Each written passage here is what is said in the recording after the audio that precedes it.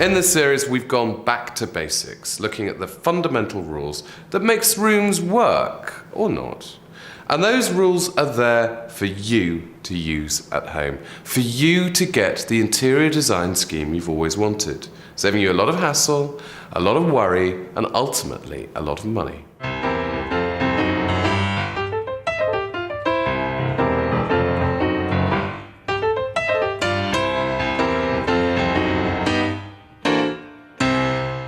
It's human instinct. Whenever something goes wrong, the first thing we do is scuttle back to our burrows.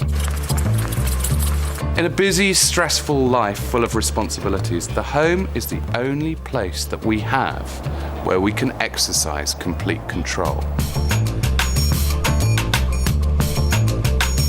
This program is all about the things that make a house a home. In just about every room, there's an extremely fine line between chaos and order. And it's that final lap of interior design, that moment when you move your stuff back into the room, the stuff you use every day, or the stuff that means something to you, that's when it always seems to go wrong. One of the first things you need to consider is where to put your furniture. In our design laboratory here, in a secret and very remote location, we've recreated the average British room. Small and rather unlovely, isn't it? But it's in here that I'm going to prove basic points such as, how does a room arranged like this affect our mood compared to a room arranged like this? Come on, you two. Right, coffee table out.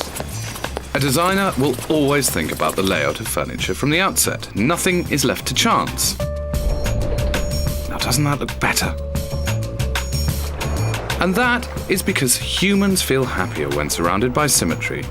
But more of that later.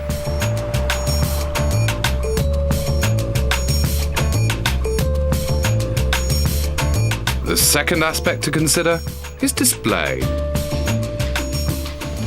I'm going to show you a few hard and fast golden rules that makes the art of showing off your bits and bobs and your nicks and knacks as successful and painless as possible.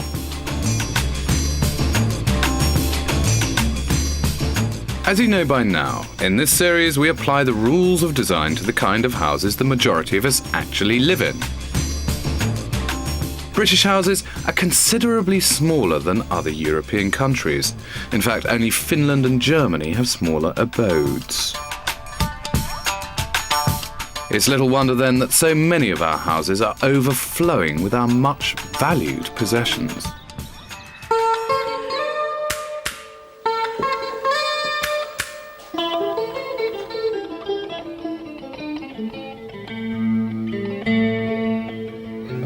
This entire house is a, well, treasure trove.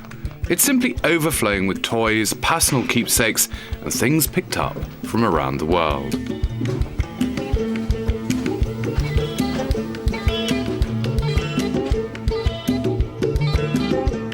And as for the bedroom, come and join me in a moment of well-earned self-satisfaction. Okay. I know that our homes have cluttered, untidy corners, but nothing like this room, or, in fact, this house. To be fair, it's not so much that this space is untidy, it's the fact that it's actually been very, very badly edited. There's some very nice things in here, but there's also a lot of things that, okay, I know they exist. I know they're necessary for day-to-day living, like grey socks and pants, but they don't really need to be there in your face the whole time. Crucial thing with a space like this is obviously to think in terms of storage and organising the things that you need, the things that you want, but crucially, I think, the things that you want to look at. Don't forget that bedrooms always have a fixed viewpoint. You're on the bed the whole time, so you're looking in one direction. It's not like any other space where you're wandering around and you see things from different angles. A bed, you're a captive audience. So it's very important to work out the axis, where you're looking. That is the focus, that's the focal point, and you need something there that's going to really delight the eye. Suntan lotion, dirty hairbrush, dusty old trinket box, somebody's ex-teddy bear. I don't think my eyes are satisfied at this moment. This is nice over here. Look, It's an altar to the ancient goddess of laundry, and it is a crying shame. Underneath these fleeces, these T-shirts, all of these bits and pieces, there's a absolutely beautiful set of shelves. Might have come from a locker room or something. You've got these rather roughly carved in Roman numerals. If that was organised in such a way that your eye was looking at that, not at this, well, its existence is vindicated. Everything in this room is fighting for attention, which is a shame. It's a bedroom. It should be somewhere that's serene, should be somewhere that's relaxing. But at the moment, you can't separate the wheat from the chaff. And yet you look around and there's some really very, very nice objects in here. There's an ethnic embroidery over there, there's a lovely Mexican mirror over there, but it's just all totally covered by this miasma of stuff. What's interesting is that we do actually get used to the environment that we live in. So, for example, Americans come to Britain and they say, oh, your rooms, they're so small, they're so cluttered. They find the way we live rather intense, overstimulating. On the other hand, the British come to the American houses and the room seems so large and so empty. It's a little like living in a warehouse. It's a little disquieting because we're not used to having that much space in our environments. So we adapt to the level of stimulation that we're in. The people who live here have clearly grown accustomed to living with clutter, but being used to it doesn't make it nice. I want to create a room that is more pleasing to the eye. The most common mistake people make with bedrooms is that we tend to cram too many functions into them, so that we fulfill none of them very well. Dressing and storage mean bulky, often ugly pieces of furniture that clutter the space. Anyone that feels that they can get rid of everything they own and start again, create a minimalist, controlled space with the right vase here and the right magazine rack there, is lying to themselves. Our lives are full of experiences, and the things we surround ourselves with are testimony to those experiences. So here, there's bits and pieces that were picked up on travel, on holiday. The fact that there's a child in the family. All of these things come together to make a life. That should be respected, but that doesn't mean it needs to look rubbish. So where do you start? When you walk into a room for the first time, what do you notice first? I mean, a fireplace, a window. These are immovable architectural elements. They're there to stay. They are focal points around which you will have to plan the arrangement of your furniture. It is astonishing how many people buy furniture on impulse without really thinking about the overall design. So how do you decide the best layout for a room? Let's go back to basics. Let's imagine this clear space as the first time home of Mr. and Mrs. John. And excitingly, today they're moving in. So their first job is to arrange their furniture to suit the room and suit the way they want to use it.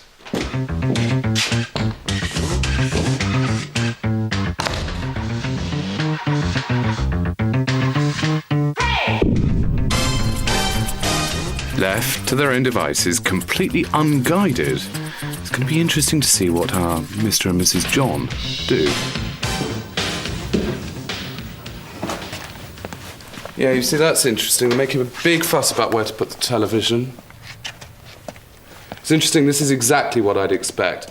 People just go into a room and move the furniture around in a very, very willy-nilly fashion. And I bet you, by the time that's finished, that will actually be changed again in a couple of months as some kind of furniture therapy. Not, I think, to get it right, but simply just as a change for change's sake. They should have thought about it beforehand.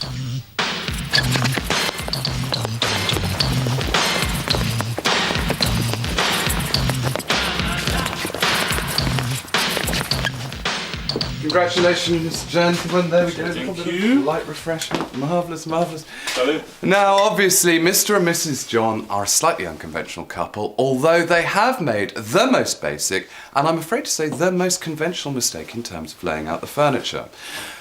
When a designer starts to look at a scheme for a room, they will always consider exactly where the furniture goes before starting, because it affects everything, rather than, as Mr. and Mrs. John have done, just kind of work it out as you go along, off the cuff, on the hoof. So if this is wrong, Then, what's right? Not bad, actually nudging perfect, but why? First of all, let's explain why Mr. and Miss... Oh, thank you, Mr. John. Oh, and Mrs. John as well. Let's explain why Mr. and Mrs. John have a Union Jack right in the middle of their living room. It's made up of two sorts of lines, good lines and naughty lines. The right angle, straight lines that connect the focal points like the fireplace and the window are good lines. The diagonal lines going from corner to corner are very, very naughty lines. And unfortunately, Mr. and Mrs. John decided to arrange all of their furniture around the naughty lines. I, however, have used the straight right-angled lines to create a near perfectly symmetrical arrangement I think works perfectly. As a rule, we carbon-based life forms tend to prefer buildings and rooms that are specifically designed to be symmetrical. But why is that? Symmetry is biologically important. If you've got a symmetrical face, it means it's got a pretty good genetic basis, that there aren't a lot of imperfections, so to speak, in the genetic coding. And it is said that particularly girls' faces are most beautiful when they're symmetrical, because that girl is a good bet to have babies from, quite honestly, is what it boils down to. So that symmetry has that sort of biological advantage.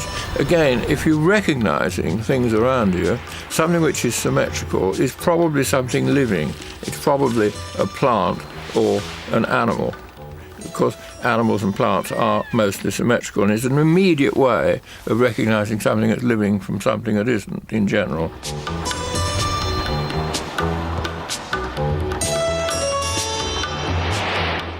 Faces are probably the most important environmental stimulus we have, recognizing expressions, recognizing people, and a huge amount of our brain, a huge amount of the architecture of our brain is designed to process faces.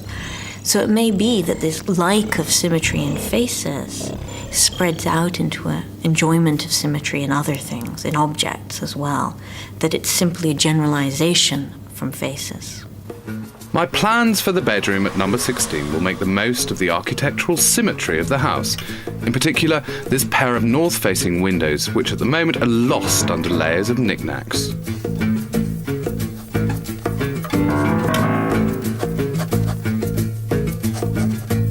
Let's face it, I just need to clear this clutter. Hello. Quite fancy this room now. It's amazing what changes can be effected with the simplest of interior design techniques like tidying up. You see, without all that eye-catching distraction of all those bits and pieces, suddenly exposed, in its full glory, a pair of symmetrically balanced windows, and that will establish this concept of framework for the room. In the hands of a stonkingly brilliant architect like Charles Rennie Mackintosh, the furniture and finishing touches of houses like this were considered from the very outset. Now, I know I have already mentioned the importance of focal points, but they are important. The eye is constantly searching for stimulation, and focal points provide a point of interest for the eye to settle on and explore.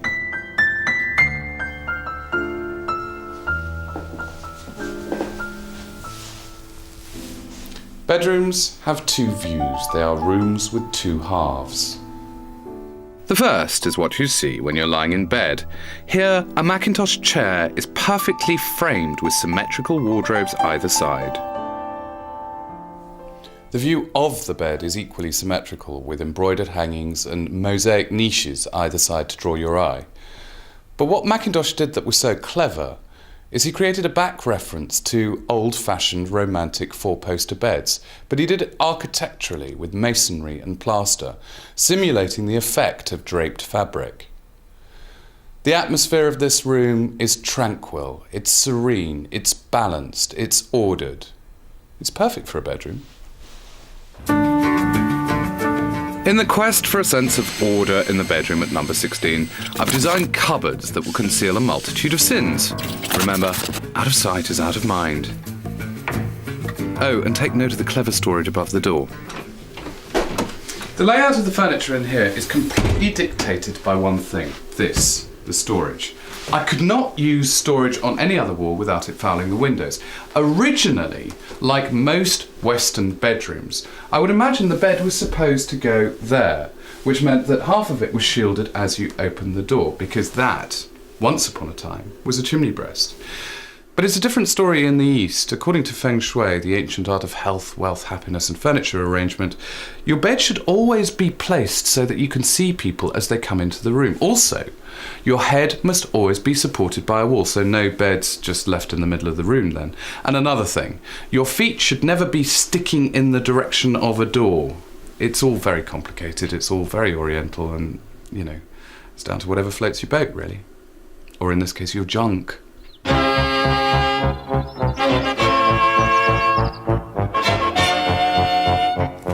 Traditionally, the fireplace was always the focal point around which you would arrange your furniture. But nowadays, this often competes with the television for centre stage. When television first became widely available, nobody tried to conceal the fact they had one. In fact, quite the reverse.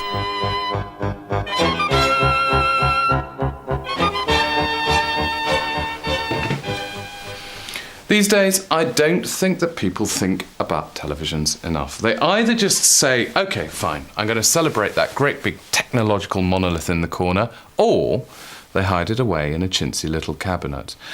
I really believe that a television can be incorporated into a modern design scheme, but first of all, you have to work out where you're going to put it. So, back to Mr. and Mrs. John. Why did they get this room so wrong? They committed the first mistake, so many of us do it, putting the television in the corner of the room, which means that the sofas end up in the opposite corner of the room. And look, connected by this fantastically naughty diagonal line.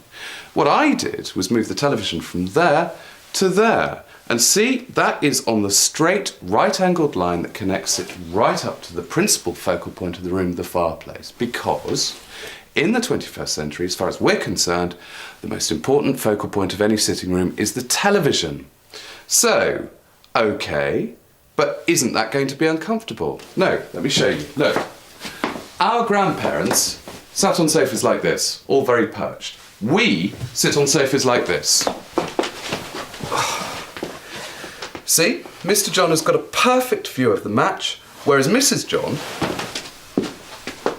can have a lovely view of the fireplace. And as if all that wasn't good enough, when they've got friends round, the perfect conversational arrangement, where they can talk about things like what it's like being a John. So, let's look at a good example of this in the real world.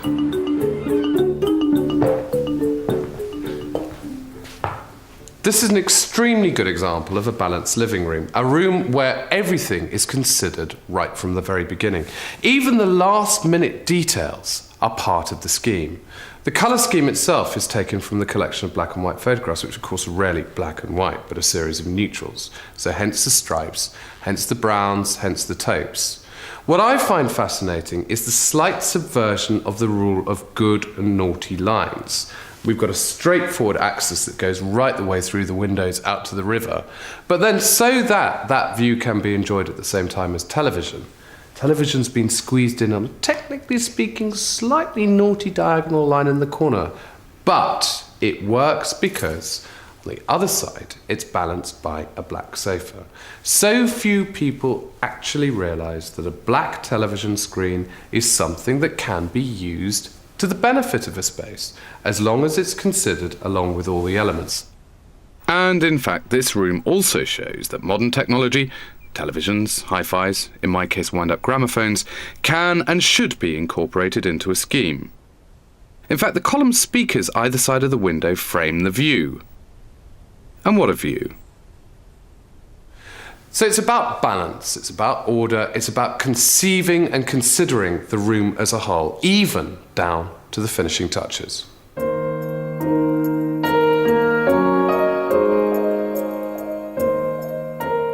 Okay, it's now time for a bit of detail. It's time to think about the art of display.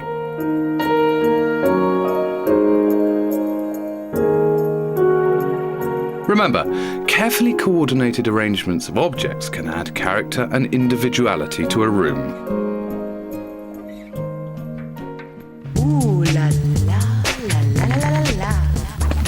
Let's start with displays within the principal room in any house, the sitting room.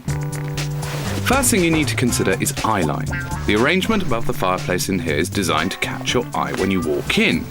However, the arrangement also needs to work from your seated eye line. I think the arrangement above this fireplace does its job perfectly, but what is the secret of its success? Is there perhaps science at work here? The objective is quite straightforward: to increase the height of the fireplace by 1/3 to balance the height of the ceiling, and also to give the eye something pleasing to catch on in a standing viewpoint. So why are these lines here? This box at the top is the missing third of the fireplace. But why a third? The ancient Greeks were very specific about this. They believed that perfection was measured in thirds, and it still colours our judgment today. So, the tall candlesticks, either side, define the outside edges of the third vertically. This triangle here is made up of two lines, both of which are 2/3 long, so they are the same length as the height of the fireplace, and that has created the perfect apex from which to hang a round mirror. Right, okay, fine, all looking quite good, if a little bit altery. I've got to knock the edge off that church feeling, and two smaller candlesticks in the same finish as the outer candlesticks, only a different shape, placed there and there, do it perfectly. Notice, however, how they happen at exactly the point that the pyramid line comes across the horizontal line of the third. In the middle, a vase of flowers, which has now created an inverted pyramid from that point down to that point and back up again, which perfectly balances the pyramid defined by the mirror. Two pyramids happening at the same time, both of them totally balanced. It's a geometrical cat's cradle, which means that no one element spins off on its own or becomes too dominant. Then, two small black frame pictures for no other reason than the fact I'm a designer.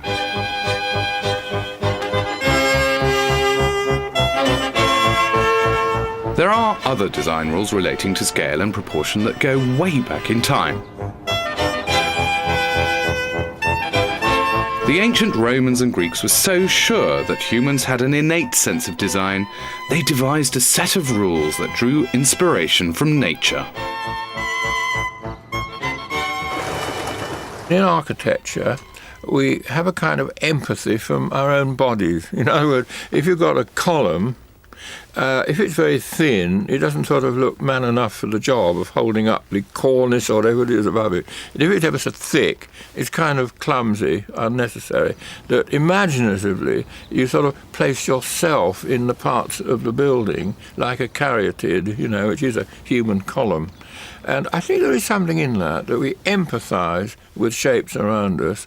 We kind of think of columns as like people holding the thing up. And this sort of empathy idea based on the human form is, I think, an interesting idea.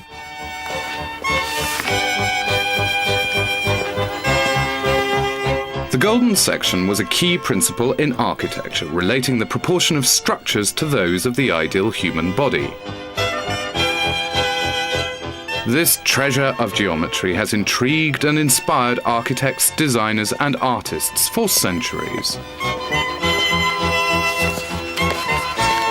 Believe it or not, these rules can be applied to everyday objects in your front room. Even when faced with a relatively straightforward task like where to hang this wonderful painting. Obviously there it doesn't work above that small, insignificant piece of furniture. The effect is top-heavy.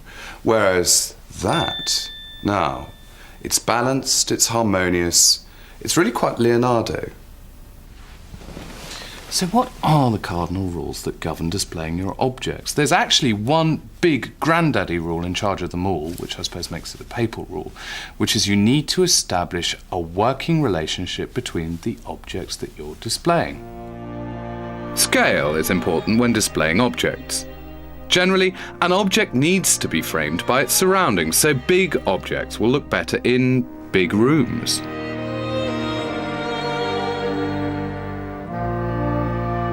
groups of 3 are easy to arrange and easy on the eye.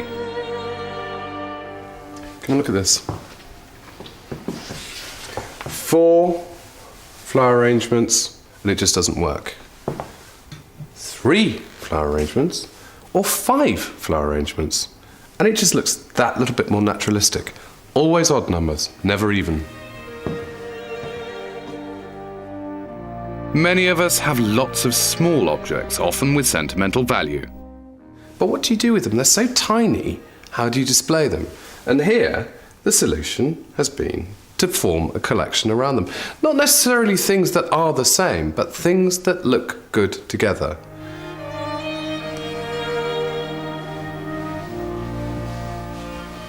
Back to the mantelpiece. Now, I always like to see the mantel shelf itself as a seesaw. You imagine that as a plank, and there's a fulcrum in the middle, so the whole thing can go either way. This is a very orderly, very considered arrangement with the same kind of objects grouped either side of the central point, so the whole thing balances.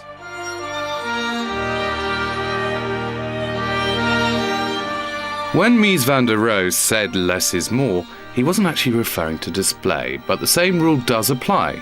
Keep it simple.